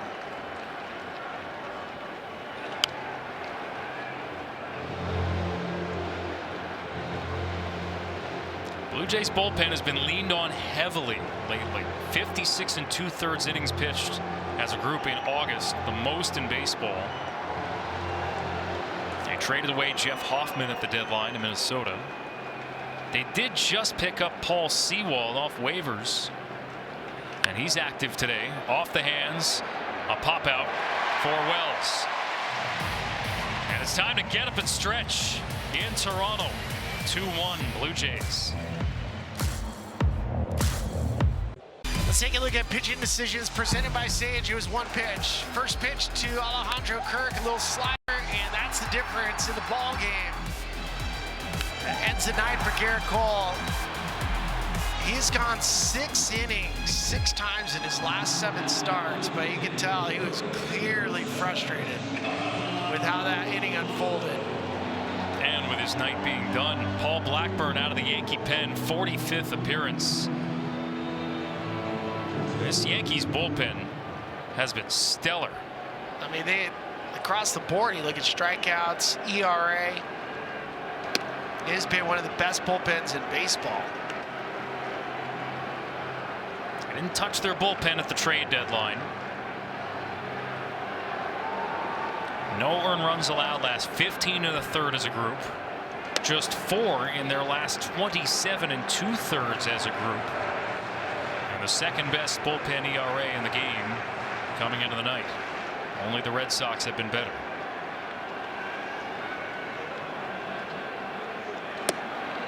Okamoto, Sanchez, Clement for the Blue Jays here in the home half of the 7th.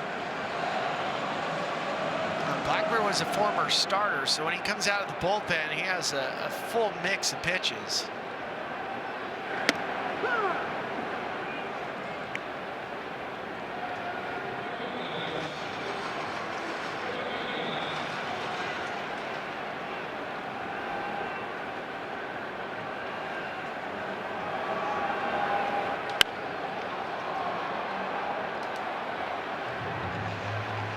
Blackburn, who's been great. Brent Hedrick, who has been stellar, and then David Bednar at the back. There's the pitch mix. Blackburn, this is smoked into the screen foul. That's what makes hitting so hard when you start getting into really elite bullpens, is their bullpens pump strikes. There's a vast arsenal that you have to contend with. Every guy's different.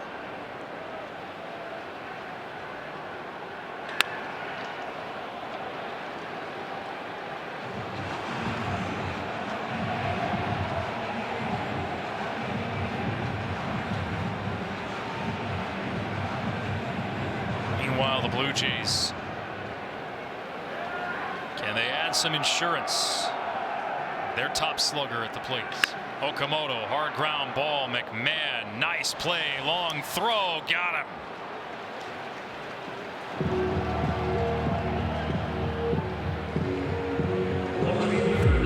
This time Garcia picks it at first base.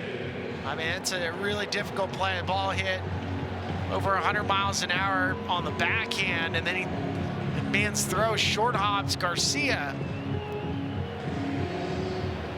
You see McMahon's like, man, I need to either get it in the air or skip it for a longer hop.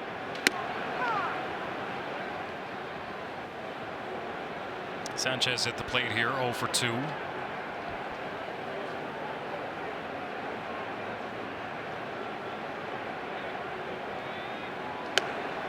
This time last month with a sprained ankle.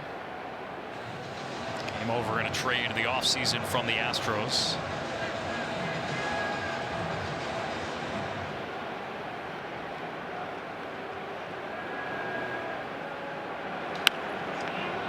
This is what makes Blackburn so valuable, is that he can eat up multiple innings. And if you're down a run, he can hold you right there, so you're not having to use your plus side relievers until the Yankees get the lead, and then he can go to Bednar.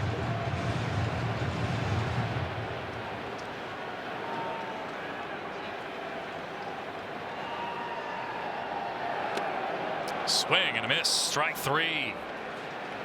Sanchez is down on strikes for the second out of the inning. This copyrighted telecast is presented by authority of the Office of the Commissioner of Baseball and may not be reproduced or retransmitted in any form, and the accounts and descriptions of this game may not be disseminated without express written consent. Gorgeous night for baseball in Toronto. Sun is set and we're in the late innings. As this glances off the bat of Ernie Clement for strike 1. Alex Faust, Ryan Spilborghs, Trisha Whitaker here with you. First of 3 this weekend between the Yankees and the Blue Jays. First of a bunch against division opposition for the Yankees. Up the middle from Clement and just beyond the glove of Lombard. That'll keep the inning going.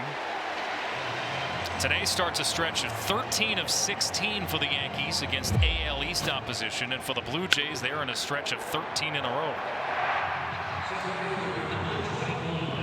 With the artificial turf at this ballpark, it is very quick through the infield. It also gives you an idea of just the range.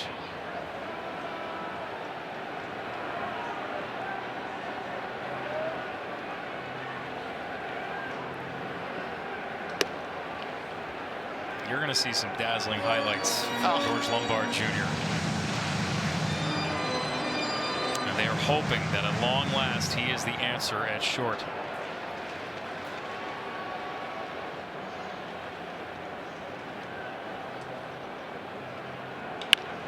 Up the middle, a base hit for Bateman. And a 2-out rally here for the Blue Jays. A little 2-hit night for Bateman. Off-speed pitch. It's not hitting hard. It's about 80 miles an hour off the bat, but it gives you an idea of his skill set. I mean, he's a contact hitter. All through the minor leagues, high contact rate.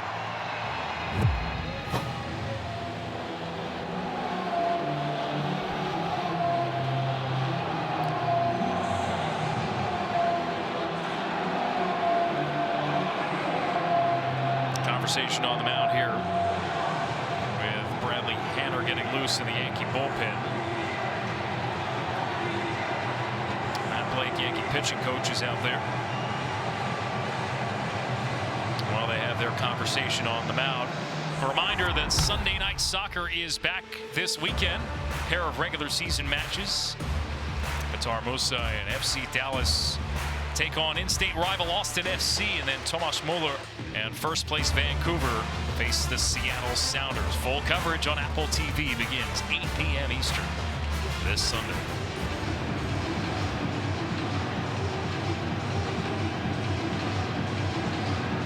Nathan Lucas now. Blue Jays, who have struggled big time with runners in scoring position, and in this situation, runners in scoring position, 2 outs. They are hitting just .206 as a team. Last year, they were the best in baseball with runners in scoring position.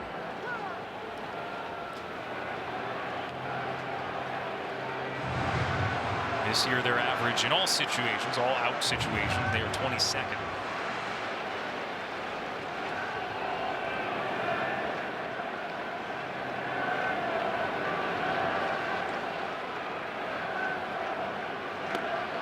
Lucas swings over top of that nasty pitch. Really good changeup. Downward movement. So the toughest pitch in baseball to hit is a changeup with movement down. 0-2 from Blackburn.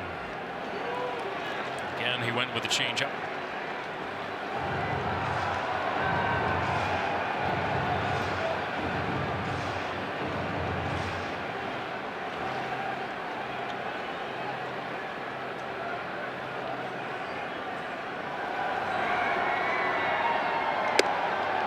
Lucas, who had the biggest hit of his career last year in the division series, game 1, 2-run double in the 7th inning.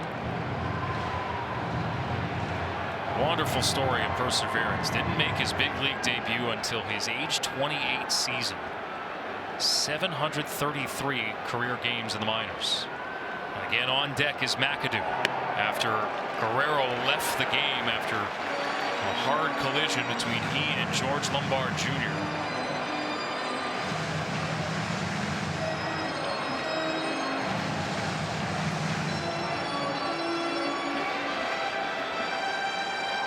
Everybody will be in motion here.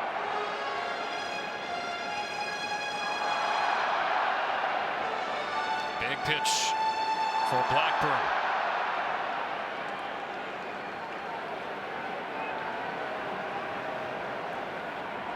Payoff on the way. And Lucas with a shallow fly ball left field. Ramos charges and makes the catch on the run. And we are through 7 in Toronto. We head to the 8th in a 1-run game.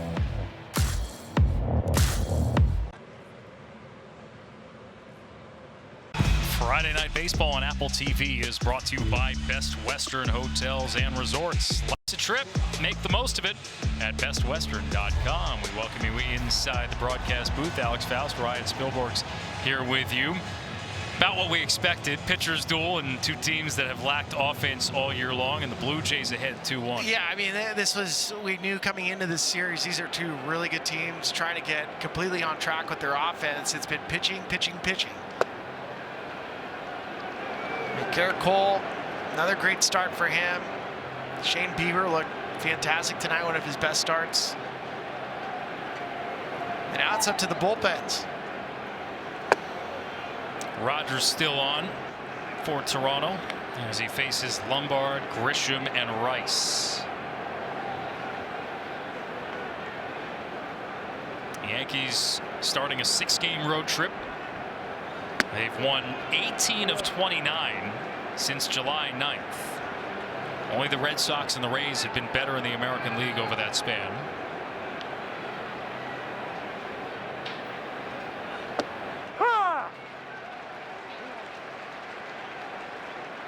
Big cushion in the wild card coming in.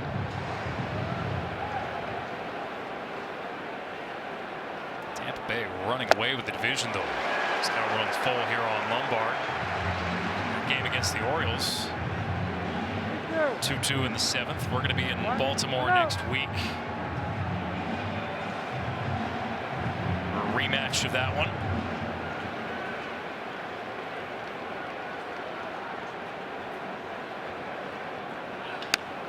Ground ball left side. Okamoto fields, throws, picked nicely by McAdoo. Let's take a look at our game summary and cap off the night presented by Blue Moon. We've been talking about some of the Yankee miscues. This is Chad Chisholm with 2 outs. Didn't realize that it was 2 outs. Thought it was 1.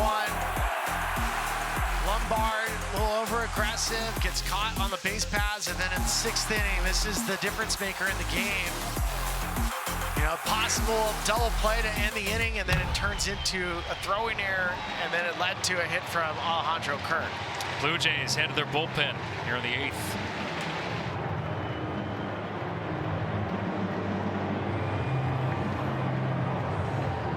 Friday Night Baseball on Apple TV, presented by Goodyear. Along with the 7-year Major League veteran Ryan Spielborgs, Alex Faust here with you. Trisha Whitaker down on the field with us as well here at Rogers Center. 2-1 Blue Jays. Top 8. Mason Fluharty has been a workhorse for the Blue Jays. One of their best relievers all year. Yeah, 64th appearance for him. He's got Grisham and Ben Rice. Trent already hit a homer, singled in his 2nd at bat. And his numbers against lefties, 740 OPS. It's actually higher than facing right-handers.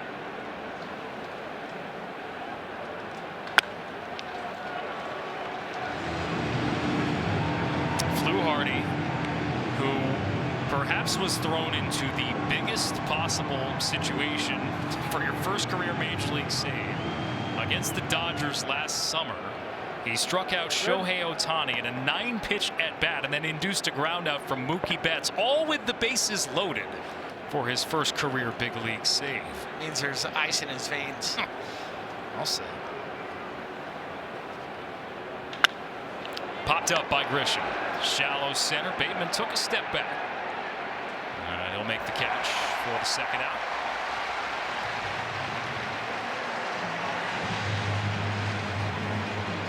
always looking for some leverage opportunities whenever you get late in the game. And with the Blue Jays, the lefty and Fluharty right here, this is the perfect time to deploy your lefty. It's because you have a string of left-handed Yankee hitters right here. This Yankees team has struggled in one-run games, under 500 in that department. Yeah, they're 15 and 18 in one-run games. Hold down. And don't get me started on extra innings. That's the part where, you know, when the Yankees look back, 2 and 9 in extra innings. At one at the bottom, though, the average against starting pitching came to the forefront here again tonight. Shut down by Shane Bieber for the most part, but for a solo home run by Trent Grisham. Blue Jays up 2-1 as we head to the bottom of the 8th in Toronto.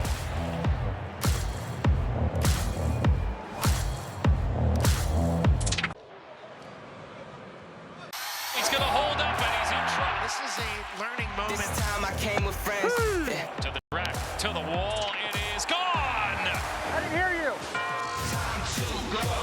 With the knee to the head. And Toronto will take the lead. Friday Night Baseball on Apple TV is presented by Goodyear. 2-1 Blue Jays at Rogers Center. First of a 3-game set between the Blue Jays and the Yankees here in Toronto. Bradley Hanner comes into the game. And for the Yankees, they're hoping that this debut is a strong one to keep the Yankees in the game. Major League debut for the 27-year-old from Rhodesville, Virginia. What a journey. Special moment for him, and he's got the tough task of just keeping the score exactly where it's at. Well, McAdoo had to come in to replace Vlad Guerrero. Collision at third base. We haven't heard any updates so far.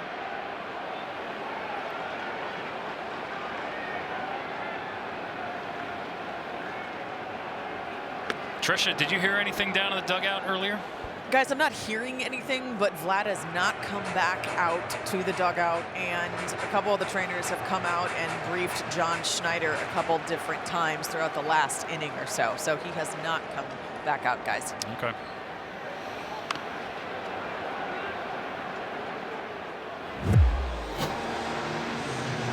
This was a hard shot.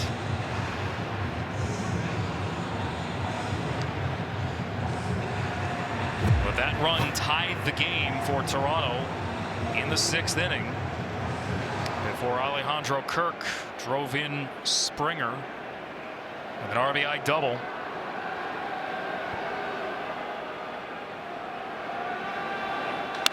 And McAdoo will lift this foul. McAdoo, you know, by trade is a third baseman. They had him working in the outfield. He was taking fly balls in left field. They like his bat. He's also a very distant cousin of Bob McAdoo, NBA Hall of Famer.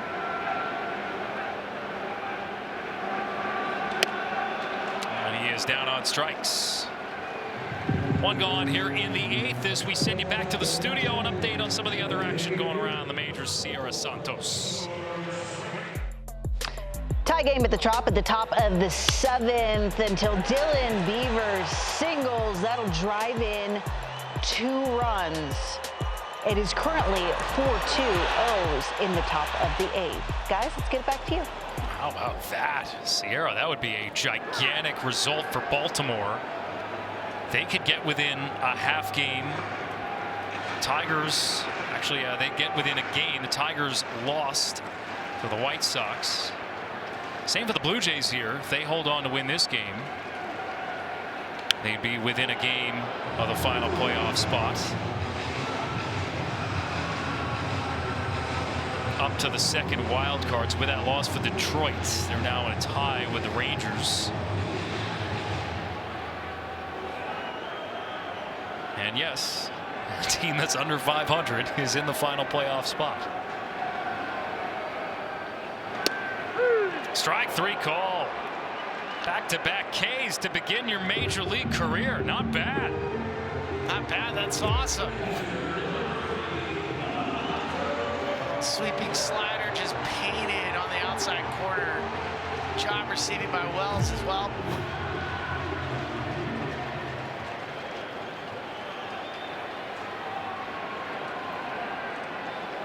Bradley Hanner taking in the 21st round of the 2019 draft. Out of Patrick and Henry Community College in Martinsville, Virginia, a place better known for stock car racing than baseball.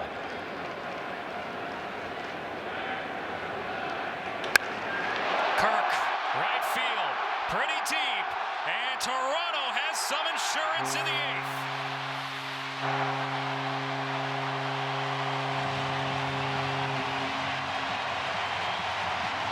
He gave them the lead in the 6th, and he pads the lead in the 8th with a solo homer.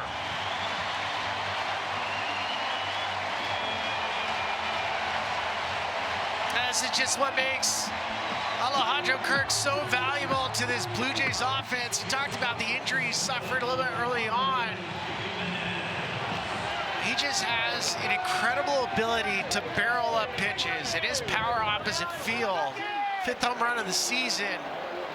He hits a dragon. He hits a homer jacket. And now bunting for a hit here is Jimenez. He dives away from the tag. He is out. Jimenez trying to catch the defense sleeping.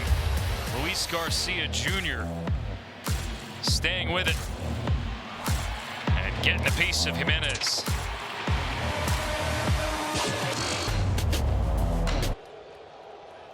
We take you to the bottom of the 6th.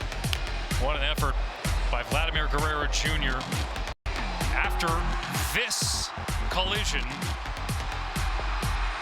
to get his bearings and jog home for the tying run. He did leave the game after that. Costly defensive mistake by the Yankees, who have committed 2 errors here tonight.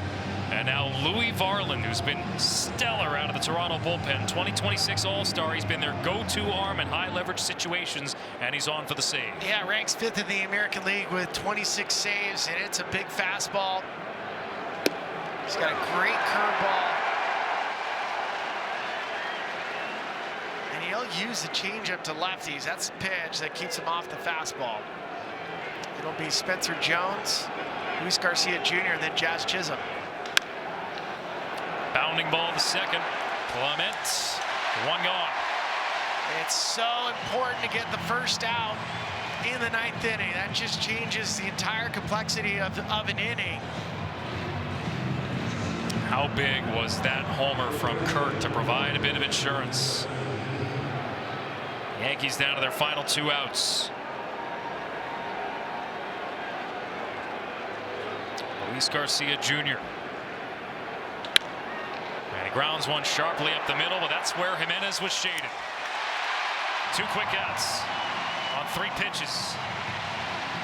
Louis Varland leading the American League in ERA among relievers. 1 out away from save number 27.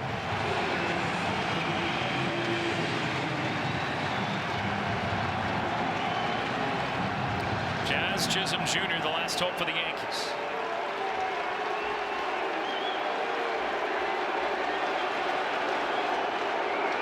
Chisholm on the first pitch to center field. Bateman is there, and the ball game is over.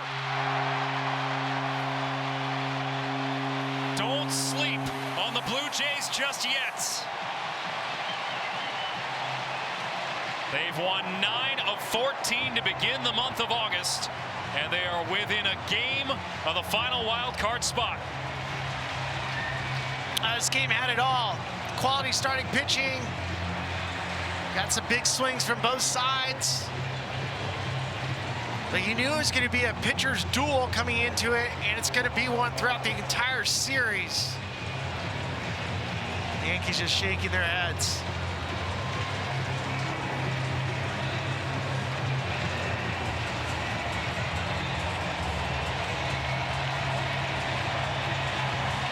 division's gotten a bit out of hand for the Yankees. They have a big cushion in the wild card. This series, though, feels huge. You can sense it in the crowd for the Blue Jays to try to keep this run going.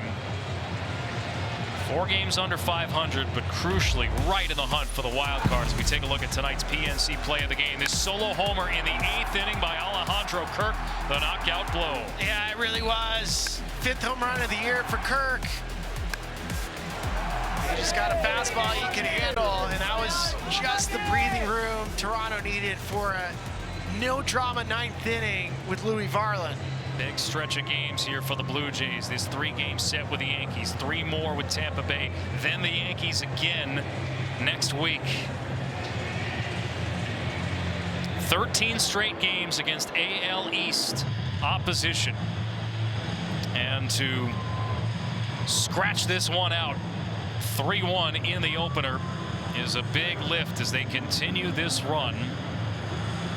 Now 9-5 this month. Remember, Toronto has not been able to put together a sustained run all year. They have losing records in April, June, and July. They were last at the 500 mark on June 22nd. The reigning pennant winners may be clawing their way back. Trisha Whitaker down to the field with Alejandro Kirk. All right, Alejandro, you go yard and you drive in the go-ahead run in the 6th inning. What was